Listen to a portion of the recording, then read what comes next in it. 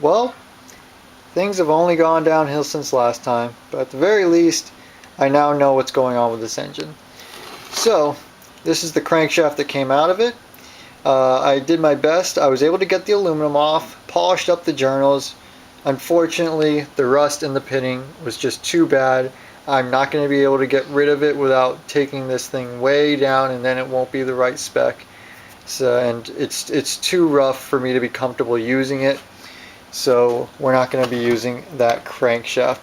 Luckily, I was able to find this crankshaft. It's not a brand new crankshaft, but it was removed from a new engine.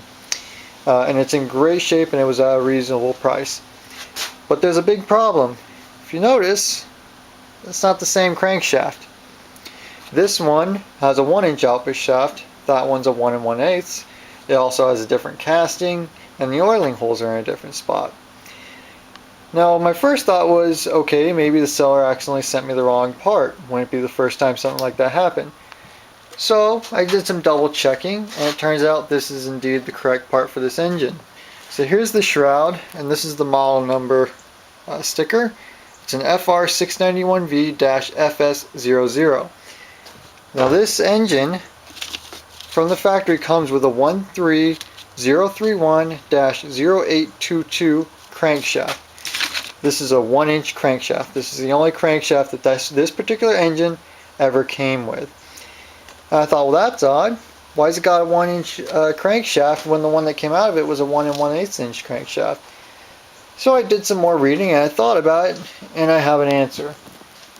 So if you'll recall, I mentioned earlier that it looked like it was a brand spanking new engine that had just been left out in the elements, because all the internals are in excellent condition and the outside's in excellent condition. It's all clean, it just has some corrosion and rust on a few specific areas. The only thing that doesn't look new about it is the fact that someone obviously opened the crankcase and had been messing with the rods because clearly they were loose. Also, they stripped out that one bolt.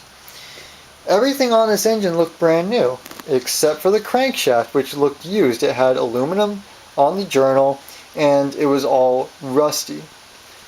Now, the guy I bought it from is not the guy who put the engine on it. The guy who put the engine on it is his buddy who supposedly has a mower shop.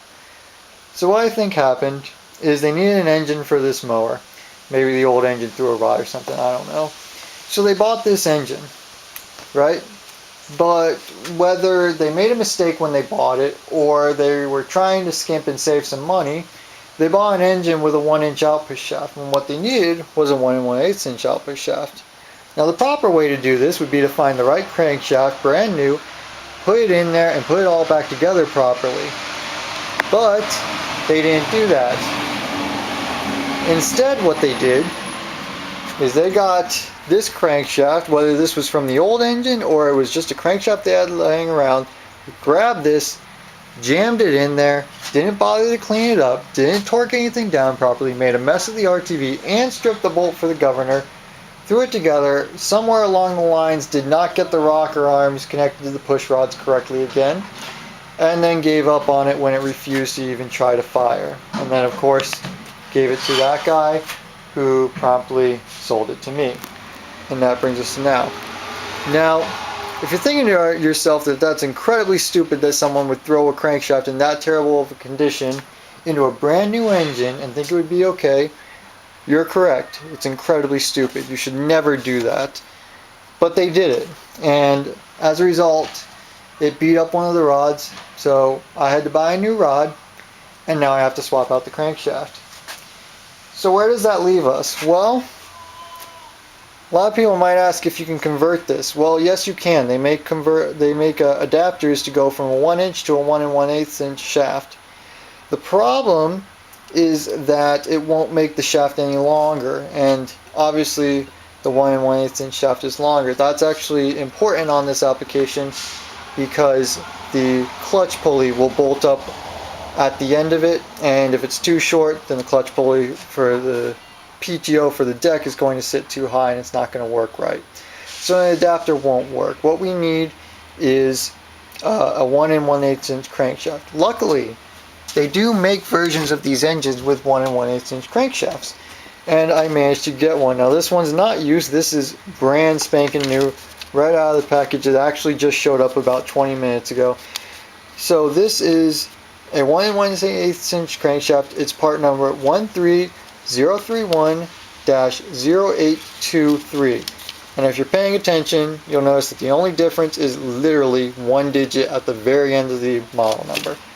So this crankshaft, it looks slightly different. It looks closer to the crankshaft that came out of it than the one that was originally meant for this engine, but all the journals are the same. It is meant for one of these engines. It uses the same connecting rods and the same sump and the same case, and all that stuff is the same. The only difference is that this one has a 1 1/8 inch output shaft. So what we're going to do is we're going to bolt this in. We're going to put this whole engine back together properly. We'll put it back on the mower, and since this is a brand new engine, it should fire right up beautifully.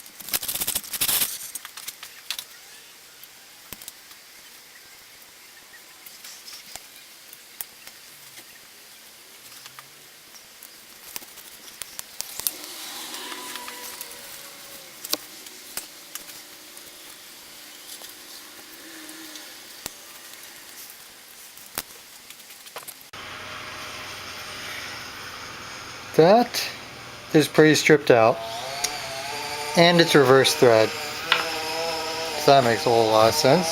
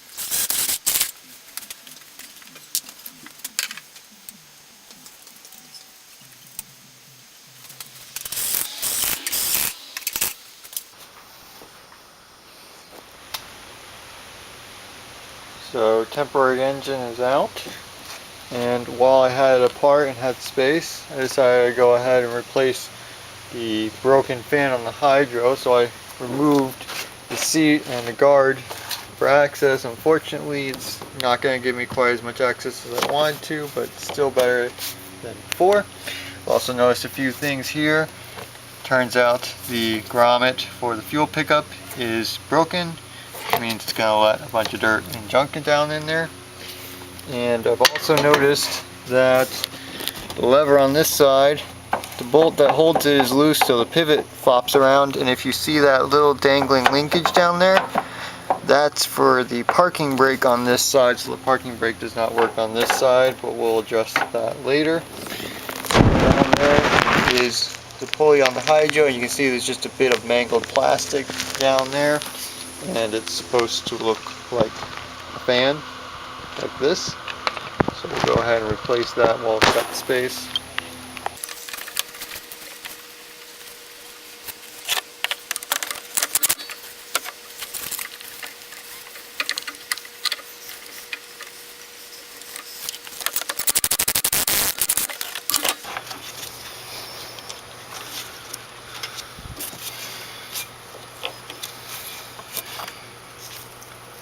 I don't think that fan was going to be doing much cooling.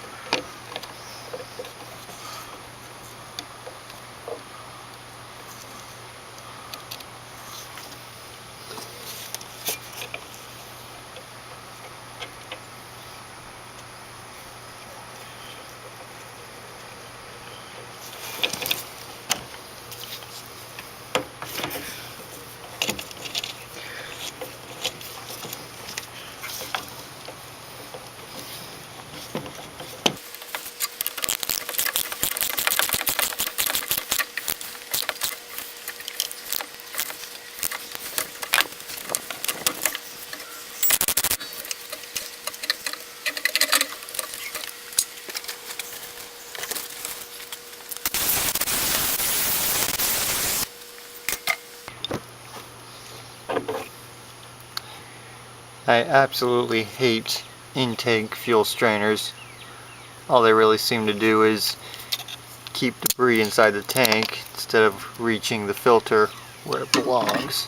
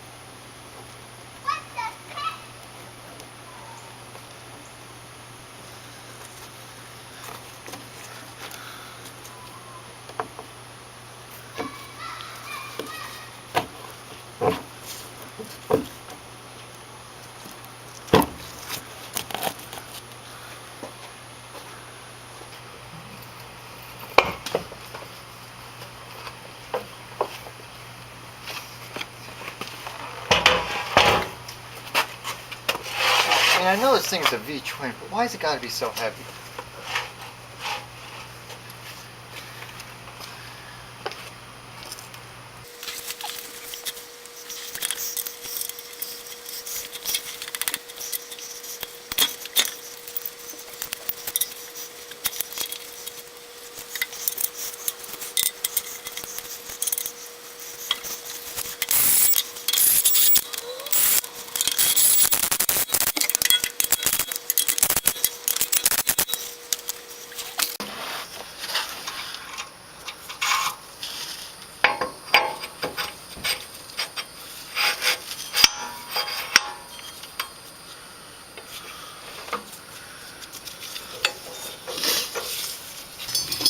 So, this is not actually the correct PTO clutch for this mower, because the correct one for this mower is only available brand new, and they want about somewhere between $200 to $400 for it, depending on who you ask. And there's no pictures of them anywhere. So I went ahead and I just found one that looks like it would work and looks pretty close to what I think it's supposed to be. So we're gonna put this on and hopefully it will fit and work. But this is a 1 1/8 inch shaft, so I know that part fits. The main thing I don't know is the height.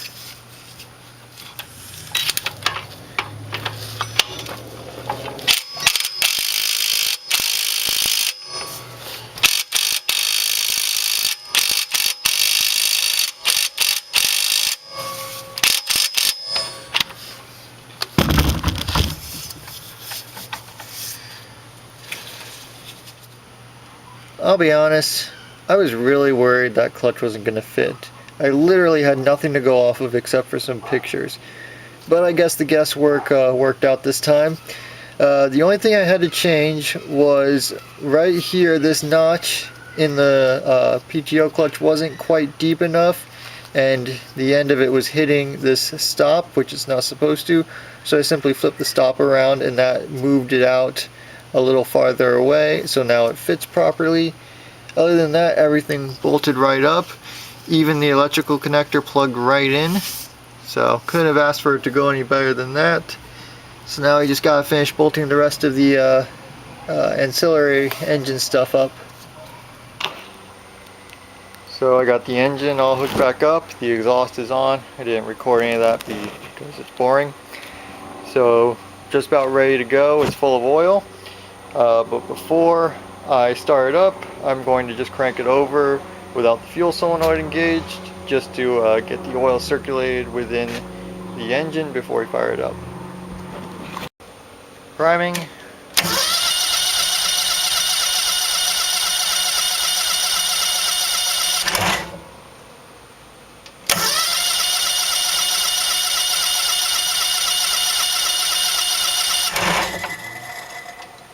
Contact.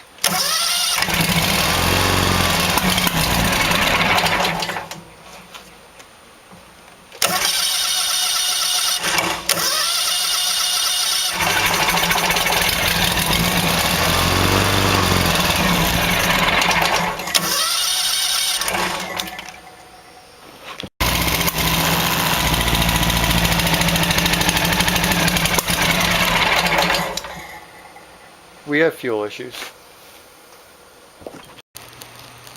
Okay, so here's where we're at. The engine runs, everything's working properly, but it'll only run on full choke. There's nothing wrong with the engine. This is what's wrong with it. You see that? We have water in the fuel. Now recall earlier when I found the broken grommet for the fuel pickup? Yeah, turns out it was letting water into the fuel. So this has nearly a full tank of gas that's contaminated with water. Now for whatever reason, the old Briggs & Stratton didn't really seem to care too much. It was perfectly fine with it. But this Kawasaki, they ain't having it.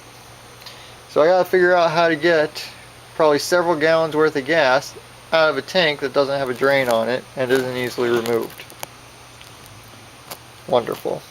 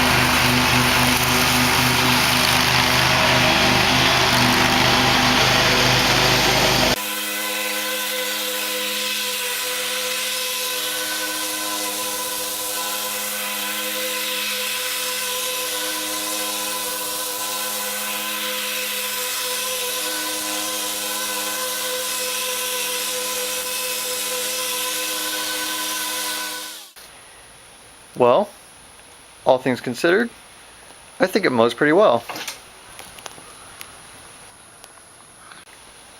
So next we're going to get it all cleaned up, swap out those rear tires, and start working the deck. But that's going to do it for this video. As always, parts will be listed in the description. If you got any questions or comments, leave them down below, and subscribe if you'd like to see more videos like this.